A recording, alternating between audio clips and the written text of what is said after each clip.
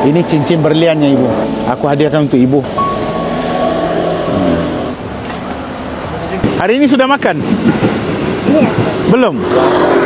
Puasa. Waduh, kuat semangat ya. Masih kerja begini pun masih puasa lagi. Oh, di sini kawasan namanya Menteng ya? Gitu. Saya dari Malaysia ibu. Namun hari ini ada sedikit masa hari Minggu kan. Ini semua melakukan kerjaan yang sama ya. Kenapa nggak buat kerjaan yang lain? Susah lah. Susah? Apa yang susah Pak? Harus pakai ijazah. Ijazah kalau boleh jaga modal. Kok jadi kasir di Indomaret perlu ijazah ya? Pakai ijazah. Benar? Ya, ijazah. Jadi ibu sehariannya di sini berapa jam sehari berjalan gitu? Nanti pulangnya sore. Ibu berseorangan di sini? Ada suami. Oh gitu. Selalunya buka puasa makan apa ibu? Seadanya. Selalunya seadanya itu apa? Nasi, telur gitu. Sayur gitu. Lembut banget suara ibu. Aku lagi nggak dengar gitu. Sekarang suami ibu sehat? Sehat. Jadi bagaimana persiapan ibu untuk lebaran? Belum beli lagi? Ibu ada anak? Nggak ada anak? Oh gitu. Cucu aja ada. Gimana ada cucu kalau nggak ada anak? Bukan, maksudnya jujur nggak ada. Jujur nggak ada anak. Oh. Maaf ibu, pendengaran aku lagi masalah. Apa yang akan membuatkan ibu bahagia hari ini? Bisa aku tahu? Bisa nanti bisa buka. Bisa buka, bisa makan. Bisa beli kalau ada ya. Bisa beli baju. Bisa beli baju. Ibu pengen itu semua ya? Maunya.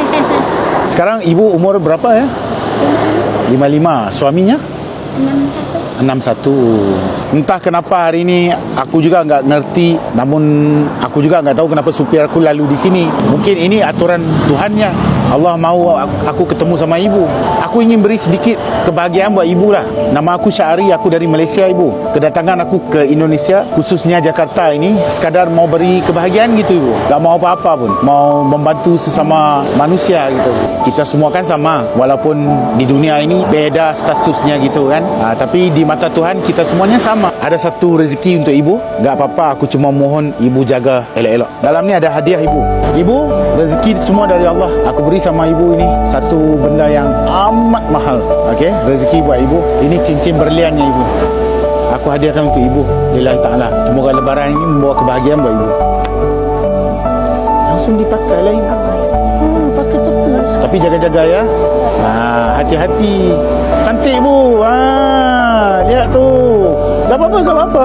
Berterima kasih aja kepada Allah, jangan kepada aku. Semua rezeki dari Allah. Ibu mau beli busana lebaran ya? Duitnya belum punya. Belum punya. Tak apa-apa, doa banyak-banyak. Semoga Allah permudahkan urusan ibu. Aku nggak pengen apa, cuma doa dari ibu aja. Nah ibu, ini dikit rezeki buat ibu. Dijaga ya. Nanti makannya enak-enak. Dibeli busana buat lebaran gitu. Nah semua ambil satu. Barakallah. Mari. Nah. Ambil lagi. Bagi dia satu aja. Bagi lagi. Siapa lagi mau? Tak apa-apa. Rezeki semua dari Allah, bukan dari saya. Okey. Bahagia ibu? Benar. Jaga diri ya semua ya. Semua yang baik-baik aja. Aku nggak pengen apa, cuma doakan aku sihat aja ya. Okey, makasih semua ya.